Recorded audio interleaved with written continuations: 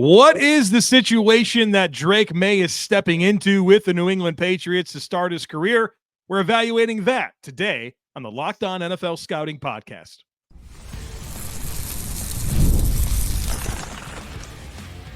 You are Locked On NFL Scouting with the Draft Dudes, your daily podcast for NFL and college football scouting. Part of the Locked On Podcast Network, your team every day. What's better than this? It's guys being dudes here on the Locked On NFL Scouting Podcast. We're the Draft Dudes. I'm Joe Marino from Locked On Bills. He's Kyle Crabbs from Locked On Dolphins. And we are your NFL experts here with you daily to talk team building across the league on the Locked On NFL Scouting Podcast with the Draft Dudes, part of the Locked On Podcast Network, your team every day. Want to issue a big thank you, shout out, and welcome to our everydayers. Those of you who make Locked On NFL Scouting your first listen every day, we appreciate y'all being here very, very much. Today's episode is brought to you by FanDuel. Make every moment more. Right now, new customers can get $150 in bonus bets with any winning $5 bet. That's $150 with any winning $5 bet. Just visit FanDuel.com/LockedOn to get started. Joe, happy hump day to you here on Locked On NFL Scouting. Thank you. And we have ourselves an AFC East stop along the way of this journey that we're taking for quarterback situations. We're doing the 6 first-round quarterbacks, assessing their situations in coaching in the quarterback room and their run game and offensive line and pass catchers and defense. And last 2 shows, we've done Caleb Williams, who graded favorably as an above-average situation for both of us, and this is the 4th year we've done this exercise. And Washington's Jaden Daniels, who scored a bottom 3 score for both of us in the 23 and counting situations that we have graded over the last 3+ NFL draft classes. So we're going to continue that with the 3rd quarterback from the 2024 NFL draft, Drake Maye. Shall we just do it? We're going to do this, in 6 categories: coaching, quarterback room, pass catchers, run game, offensive line, defense. Grading on a scale of 1 to 5, 1 being a fail, 2 being below average, 3 being average, 4 being excellent, 5 being ideal. And we'll see where these guys land. Drake Maye, coaching staff. Head coach, Jerod Mayo. I got to say it. Defensive-minded head coach. The whore of a young quarterback with a defensive-minded head coach. But Kyle Crabbs is going to say, you know what, Joe? It's going to be all right because Alex Van Pelt, the offensive coordinator, not going to be anybody's head coach. So the offensive coordinator is Alex Van Pelt. Remember him well. Former Bills backup quarterback. Got his first offensive coordinator job with the Bills back in 2009. Trent Edwards, 3rd season that year. Terrell Owens, also part of that mix. And he was the quarterback's coach in Tampa for a couple of seasons, 2010 through 2011. I think that's notable because it was the 2nd and 3rd season for Josh Freeman, who Tampa Bay had taken in the first round the year prior in 2009. Then he went to the Packers, was their quarterback's coach for a number of years. Obviously, did a great job with Aaron Rodgers. I'm sure that was a real difficult job trying to get, one of the best quarterbacks in the game to play well. And he was the Bengals quarterback's coach from 2018 to 2019. Those were the 2 years prior to drafting Joe Burrow. And then most recently, the last 3 seasons as the Browns offensive coordinator, but not in a play caller role. So he has not been a play caller since 2009 with the Buffalo Bills. Quarterback's coach is T.C. McCartney, 35 years old.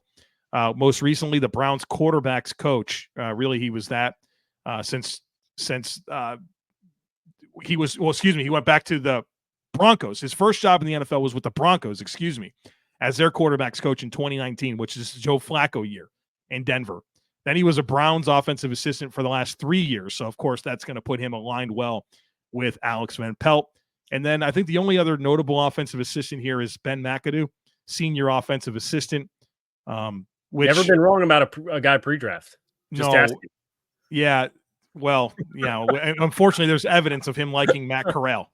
So that take is no longer good. Here's what I'll say. I don't love Ben McAdoo. Obviously, had that little run with the Giants and Eli Manning that everybody is quite fond of. I think what he does is provide a presence of knowing like two tight end sets, 3 tight end sets, multiple backs, right? Like that's kind of the Ben McAdoo heavy personnel, which I think will align well with what Alex Van Pelt is doing and what Rhamondre Stevenson told us that they're running the Cleveland offense. So I think you can see how he fits into this mix. Yeah, and then you cross-reference that with some of what New England has with adding Austin Hooper and Mitchell Wilcox and drafting Jaheim Bell in the 7th round as a late-round guy. That makes a lot of sense. And we'll get to some of that when we get to the personnel side of things. A little underwhelmed you left off the fact that Alex Van Pelt got his career started as the Frankfurt Galaxy quarterbacks coach in 2005. Yeah, I only talk NFL experience here. Dude, he was with the Bills for 10 years. Backup. He was like the 3rd string quarterback. Yeah, 94 to 2003. Yeah, heck of a run. That's impressive for a guy that's the third guy in the pecking order to be there that long. Yeah, incredible. I think his legacy is. Didn't he go to college at Pitt, if I'm not mistaken? He did go to Pitt University. So he was nickname was the Pittsburgh Doughboy. Oh, jeez, a little round, So right. they ran no huddle. That was his big staple in 2009. That was the big thing. We're going to run no huddle the whole season. Tempo all the time. Didn't last too well. Yeah, I'm sure it didn't. I think there's just a lot of unknown with this coaching staff. Young quarterbacks coach, play caller hasn't called play since 2009. And his only year of doing it was 2009. First year head coach in general, as a young coach on the defense side of the ball. I think that's for me. I like the vision of bringing the Stefanski offense into New England. I like that idea. I just don't know how many confidence points it get. Like if you go to like the bowl pick 'em with the confidence points type thing. Yeah. This would not be a high confidence points coaching staff for me, just because I think there's a lot of unknown variables. How'd you grade it? About the same as Washington. I gave it a 2. I gave it the same as Washington as well. That was my criteria, which I gave it a 2.75. So for me, that's a tick below average. I can kind of see the alignment and the vision, but I think there's a lot that needs to come together, and guys in roles that are unique to them, in terms of this being an opportunity. So we'll see. Let's go to the quarterback room, where there's, I think, a lot more to like. When you have a veteran quarterback in Jacoby Brissett, who got his career started in New England as a 3rd-round pick, was there for a while, has pinballed around, had a couple different chances to start, signs in free agency to come back to New England this year. And he is paired along with Bailey Zappi, a 4th-round pick who has a handful of starts as a 4th-round pick in 2022. And then another rookie, another toolsy player in Joe Milton, who was a 6th-round draft choice. So Bailey Zappi, kind of the odd man out from like a skill set perspective when you think about Brissett and May and Milton. Big guys with big arms that can move around a little bit, and varying degrees of athleticism for those guys respectively. But Zappi, kind of the outlier as far as the type that they've gone for. I don't know what that means for the QB3 spot. We invested a draft pick in Joe Milton, but Jacoby Brissett's the centerpiece here. And I think it really is a good role model, especially with a player like Drake Maye, who you want to make sure you do it right with. In a perfect world, if he's not ready to start, he doesn't start before he's ready. It's up to them to make that judgment one way or another. But I do think he is kind of raw as a player in a lot of ways. So to have somebody who can take the early stress off, but it's also somebody who is long enough in his career that there's an understanding of what he is as a player. And there's probably a mutual understanding of, Jacoby, look, like, you've pinballed around, you've been a backup a lot of places. We're going to give you a chance to compete to start early on, but we took this guy 3rd overall. And when it's time, it's time. And he's used to being in the shoes of the player who is behind a starter. I gave this a 4. I really like a lot of the elements of this quarterback room for New England, and Jacoby Brissett, I think, can really be a nice asset to that room. 100% with you. I love the presence of Jacoby Brissett for everything that you just outlined between, all right, we don't have to play Drake Maye until we need to, or until it's time. And Jacoby Brissett, I think, offers a reasonable floor there that can execute and run your offense. He's been in New England before. And then, of course, just the understanding of where he's at in the NFL. I think he would, obviously, I think he'd very easily accept the mentor role and handle that with nothing but class. So I think, again, the perfect guy to have with your quarterback. I gave this a 4 as well. Perfect. All right. Pass catchers, run game. We're going to dive into that on the other side of it. So be sure to stick with us. It's winner take all time in the NBA and the NHL, and FanDuel is giving you a shot to bring home a big win of your own. Right now, new customers can get $150 in bonus bets with any winning $5 bet. That's $150 to bet on spreads, money lines, player props, and more. Just visit FanDuel.com/lockedon and make every playoff shot count. FanDuel, America's #1 sportsbook. You almost got me again. You almost quick snapped me again. But I went slow there. I did everything I could there to try to be effective. I understand that. There's just a lot of layers happening all at the same time. But we got it. And we're going to shift to the running game next here for the New England Patriots. And the you want to sit at the table? Sure. Man, there's a lot to like about the idea of how the Patriots are going to run the football. I think schematically they should be really sound, coming with the Brown system. And I think obviously Nick Chubb's been awesome, but I think you saw even Jerome Ford be able to step in there and provide them with some good production. And of course, your lead running back Rhamondre Stevenson, who I think whenever he's been healthy, he's been such a good player for New England as both a pass catcher and as a runner. Now their depth running backs are Antonio Gibson, and I'd be really cautious there. Not only do I think there's ball handling issues, but I don't think he sees it very cleanly. I'd want to get him in space as much as possible to maximize his skill set. And then I think Kevin Harris is a reasonable RB3 to run the ball between the tackles and provide another physical element back there. So a lot of size here in this backfield. And I think this offensive line is pretty well constructed, minus your left tackle. We'll get into the offensive line specifically, but for the run back blocking qualities, I really like, of course, Onwenu, who I think is a people mover. Cole Strange gives you a lot of movement, right? So you can get him out in space and get him going horizontally. He can help you with kind of the multiplicity of what you want to be as a run scheme. David Andrews has been as steady as they come at center, and Sidy Sow is a nice young player that performed well as a rookie, and you're expecting a lot in year 2. You're just kind of concerned about that left tackle spot. So, there's a lot of good elements here.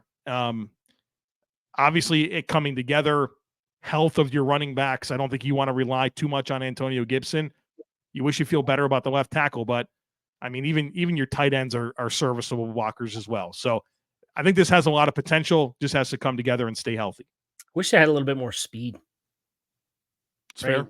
The zone rushing, and obviously Nick Chubb is the model of back that you're transplanting with this offense. So it's not a necessity.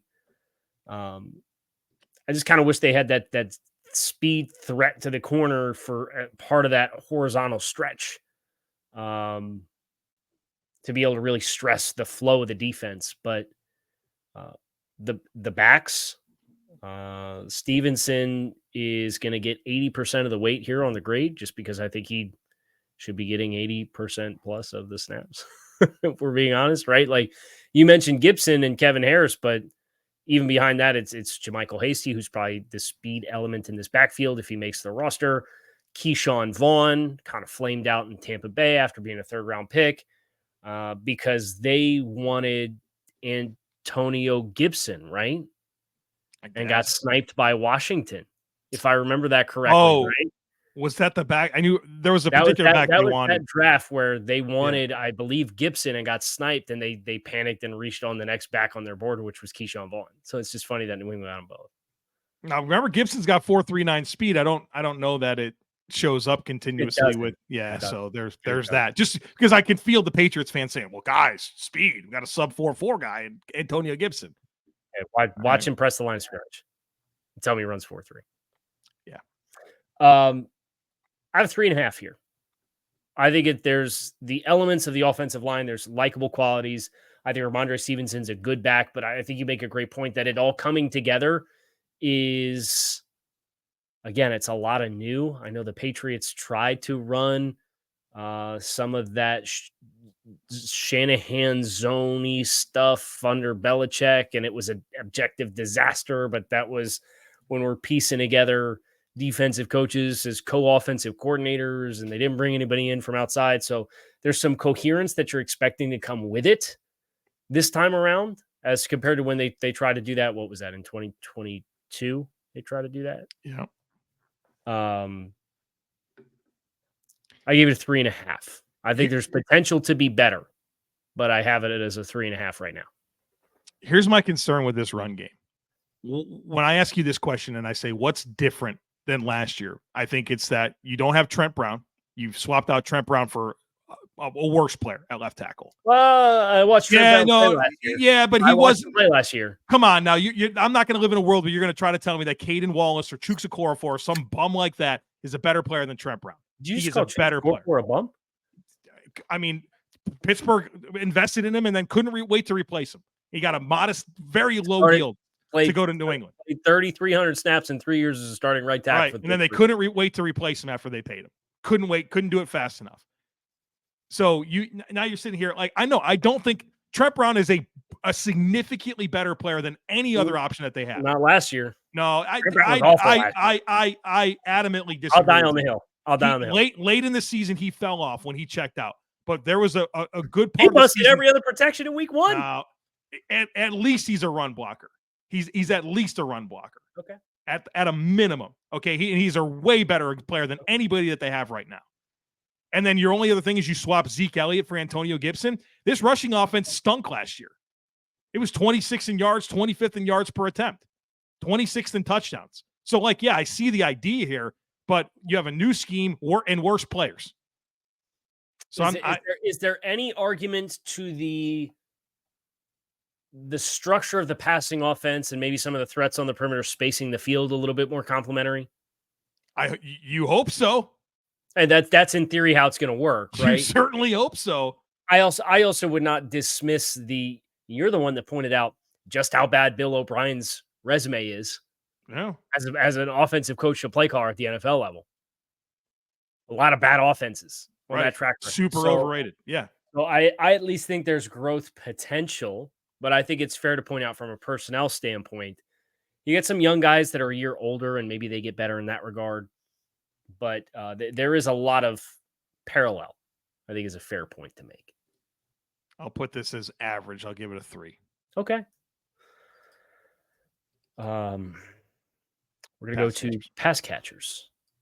I'll set the table here. 2 early draft picks with Jalen Polk and Javon Baker, joining a new free agent addition in KJ Osborn, joining a promising rookie from last year in DeMario Dougals, joining Kendrick Bourne as their best receiver, but in the doghouse and had some injury issues. So who really knows? And then obviously Juju Smith-Schuster is kind of the most well-established name based off of what he did playing opposite Antonio Brown 5 years ago, as really being the hallmarks of his performance. They reinvested in this tight end room. They brought back Hunter Henry, who was on an expiring contract, Austin Hooper, Mitchell Wilcox, Jaheim Bell, the other tight ends. I think there's some nice depth there, some nice versatility there as far as the skill sets of those guys as inline guys versus flex guys. And Bell's a really good player with a ball in his hands if he can make the roster.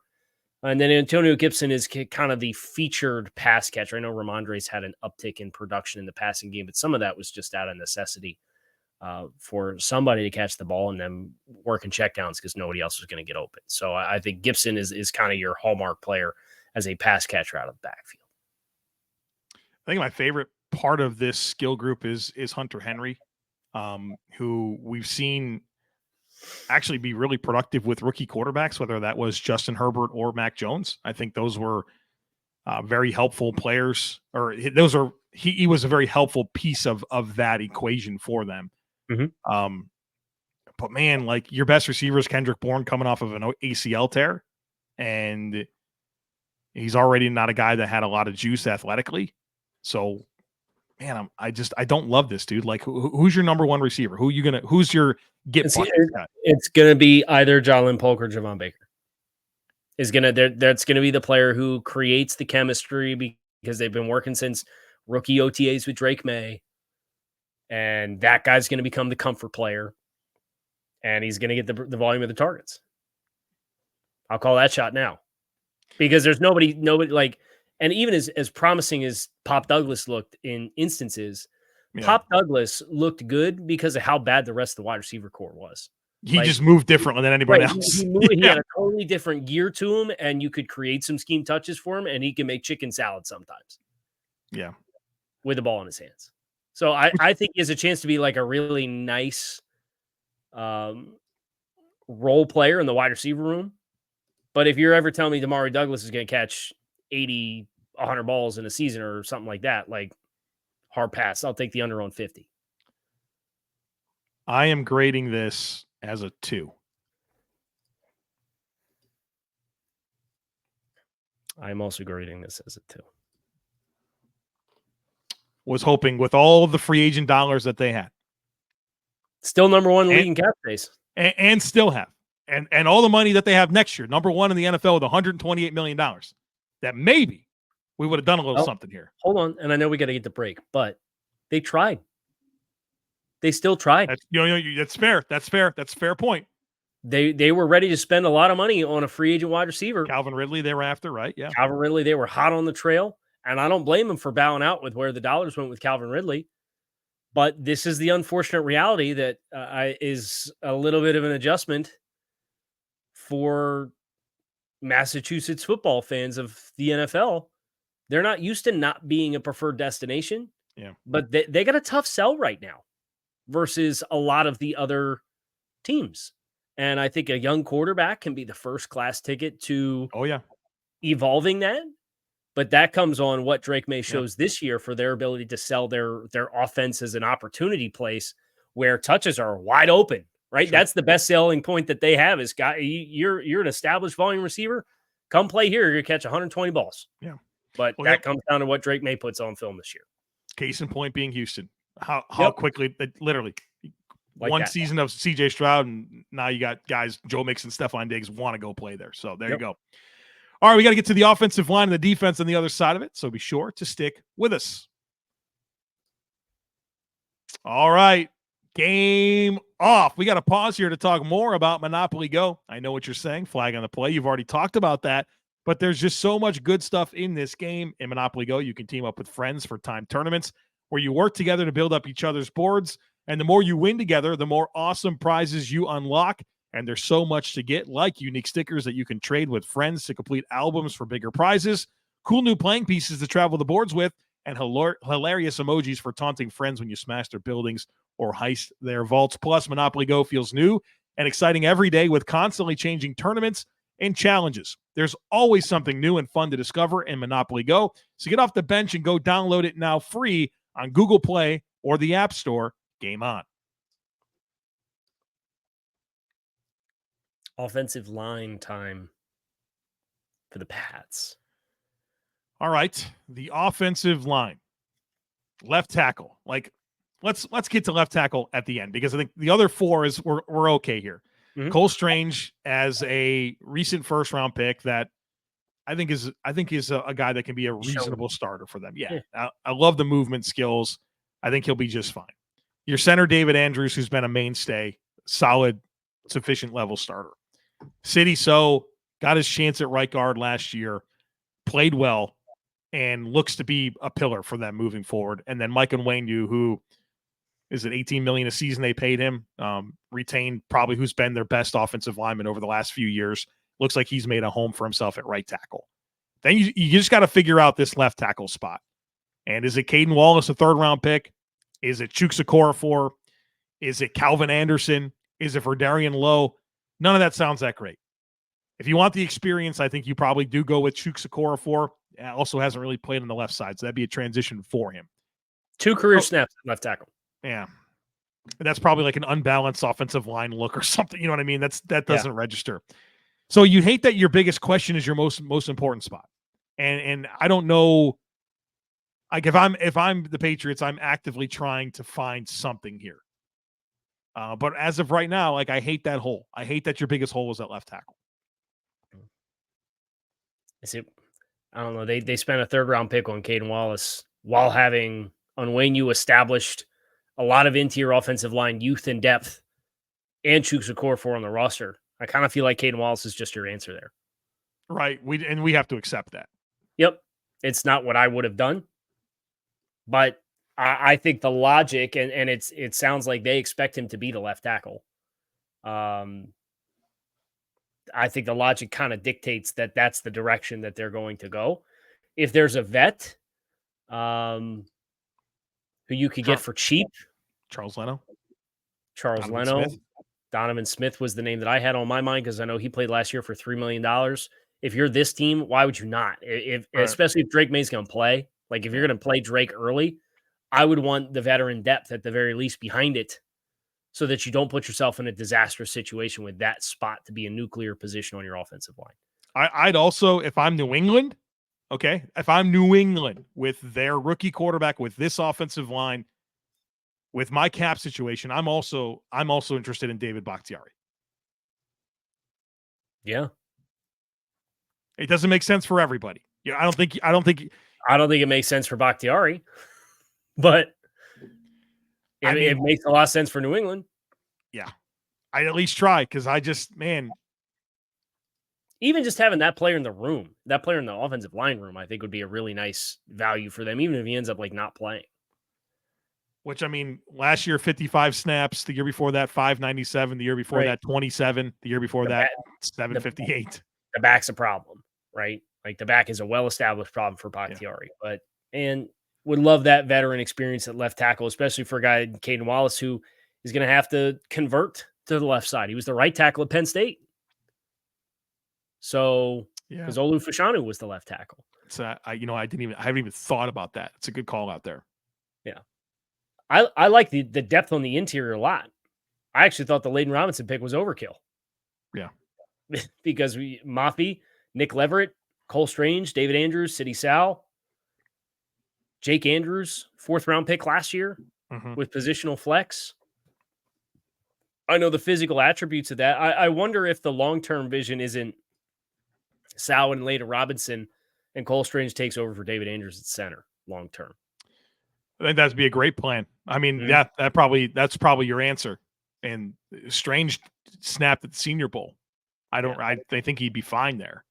I think you have other options at guard. You'd probably get more power at the other guard spot and then really maximize his movement skills by playing him at center. Yep. But your best combination of 5 right now has to include David Andrews. He's the most accomplished vet on the roster. Yeah, that'll be big for protections. Big transition scheme-wise for Drake Maye going to the NFL. I think a center like David Andrews will be such a big asset to him. Yeah. I gave this a 3.25. I think there's a lot to like. I like the balance of the veteran guys and then making sure that they brought back Onwenu. They have a plan at tackle. I don't know that I love the plan. I think that hurts it a little bit. And I do think the ceiling of the unit is maybe a little limited. But I think all in all, has the potential to be a fairly stable unit, provided they don't deal with the injuries that they dealt with last year. Because I know they had a bunch of guys banged up throughout the course of the year last year, including Onwenu at the start of the season.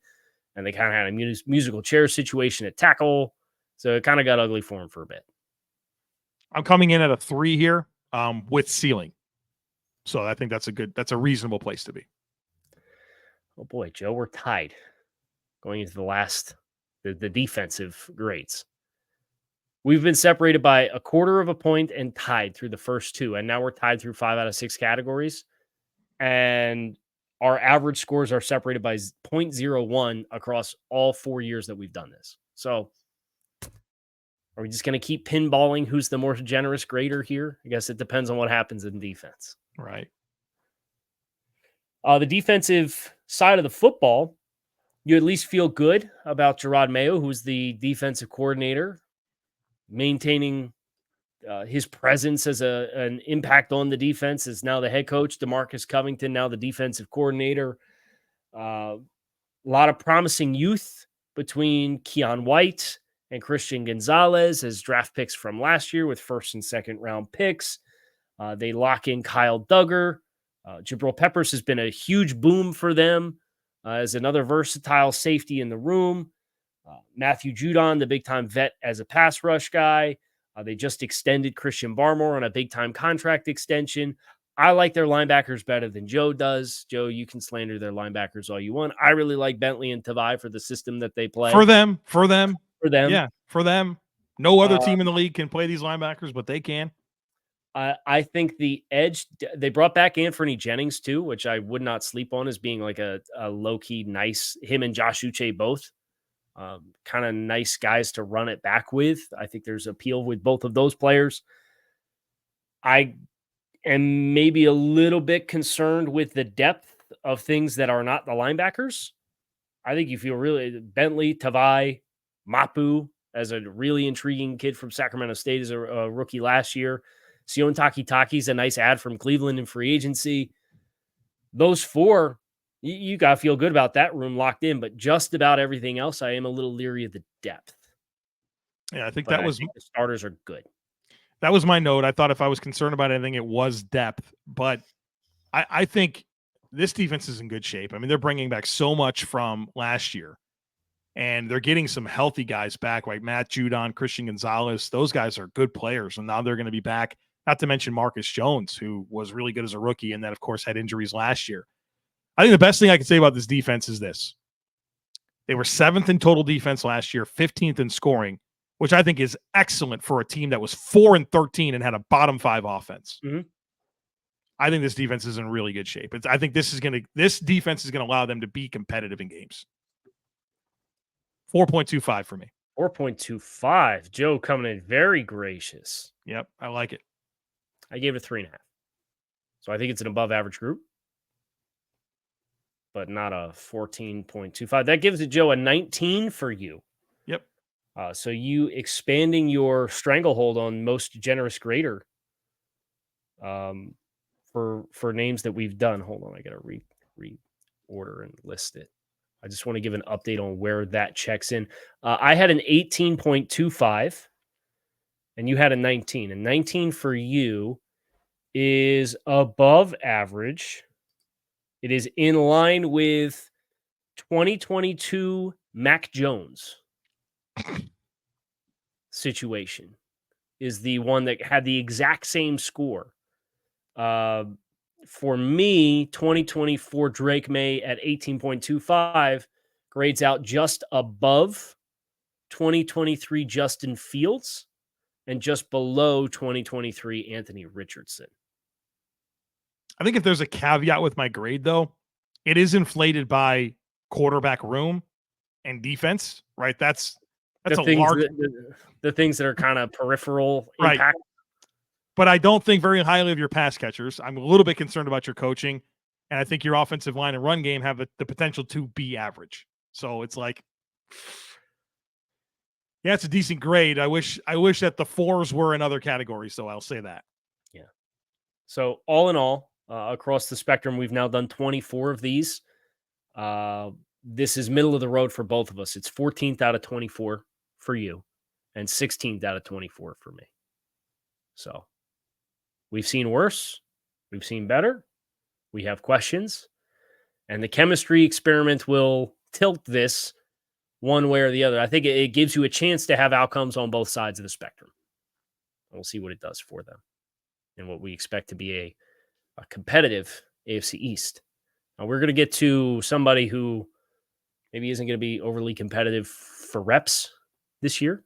Next, with Michael Penix Jr. That is our next quarterback that we were doing in this series. So you can come all back and listen to that one tomorrow. We did Caleb Williams and we did Jaden Daniels to start the week. If you missed those, you can go check those out as well. You can find us on YouTube or wherever you listen to your favorite podcast. I'm Kyle Crabbs. He's Joe Marino. We are Locked On NFL Scouting, and we are out of here.